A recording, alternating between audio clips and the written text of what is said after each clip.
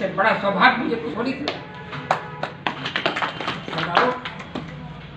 अपने पुरखों के मान सम्मान के लिए हम क्या नहीं कर सकते। हमारे पुरखों ने लड़ाइयां लड़ी हैं, हमारी रोटी बेटी चोटी की रक्षा के लिए उन्होंने अपने प्राणों का बलिदान दिया।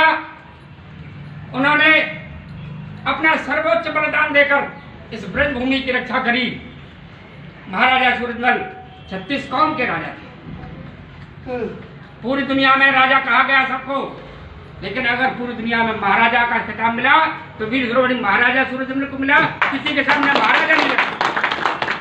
कितनी बड़ी बात है, कितना गौरवशाली इतिहास आपका हो सकता है कि 1947 में आजादी के बाद जब भरतपुर रियासत का एकीकरण हो रहा था, जब 565 रियासतों को मिलाकर के एक छत्र में भारत में मिलाया गया, और जब भरतपुर रियासत का नंबर आया सरदारों, तो उस वक्त के उप प्रधानमंत्री और गृह मंत्री सरदार वल्लभ भाई पटेल ने कहा था इशारा करके कि इस किले का ध्वज नहीं उतारा जाएगा।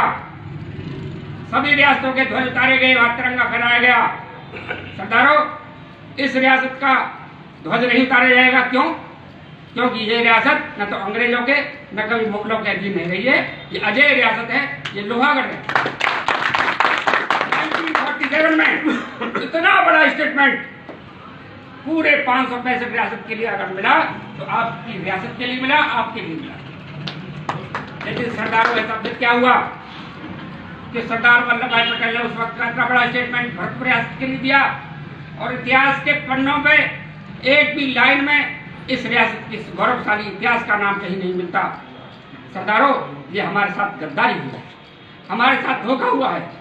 इतिहास के पन्नों में दर्ज करने के लिए रात और दिन का मिशन, यो तो दिमाग में बहुत पहले से पुरखों के लिए मेरे दिमाग में है। हमने अपने पुरखों से सुना, बाबा दादा से कहानियां सुनी है। सरदारों, जब मैं दिल्ली गया था तो मैं दिल्ली में जब पूछता था कि महाराजा सूरजमल कौन थे बताओ, मैं अध्यापक हूँ, स्टूडेंट से पूछता, बच्चे कहते थे साहब नाम ना सुनो। और हुमायूं कौन था, बाबर कौन था, अकबर कौन था, शाहजहां कौन था, औरंगजेब कौन था, अलाउद्दीन खिलजी कौन सा था। अब आप देखो, उनके नाम बच्चों को पता है। वो इसलिए पता है क्योंकि वो पढ़ते हैं। आपने राम मंदिर की लड़ाई देखी है, उसके लिए आप इतिहास के पन्नों से कोट किया गया। एक देखो जी, फला इतिहास में, फला बुक में राम जी के लिए या श्री राम मंदिर के लिए एग्जैक्टली ये कहा गया है। जब कोई लड़ाई लड़ी जाएगी तो आपकी किताब को, आपके इतिहास को कोट किया जाएगा। हमारे बच्चों से कहा जाता है कि बताओ कहाँ है महाराजा सूरजमल का नाम। ये कितनी हीन भावना की है। हमने उन दुर्दांत हत्यारों को पढ़ा, अब पढ़ते जा रहे हैं जिनका हमें कोई लेना देना नहीं है, जो आक्रमणकारी थे, जिन्होंने हमारे देश की अस्मिता पर, हिंदुत्व पर करारी चोट की। अभी जैसे बताया गया, तमाम व्याख्यान आपको मिलते हैं। हमारे बीच में वो जौहर का कहीं उल्लेख नहीं है। हमारे वीर शिरोमणि महाराज ने 3 बार दिल्ली को जीता, उसका कोई उल्लेख नहीं है।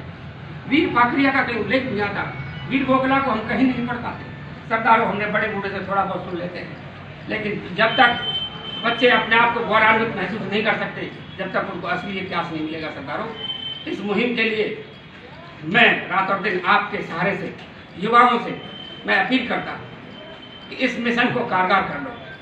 कोई राजनीति नहीं, कोई पार्टी नहीं, कोई पॉलिटिक्स नहीं, पूरा जीवन निकल गया। पिछले 50 साल से संघर्ष कर रहा हूँ सरदारों। मैं जब मेरे अंदर टीस थी तो मैंने सोचा था दिल्ली में मेरे पास एक जोड़ी कपड़े हुआ था कि एक स्कूल बना।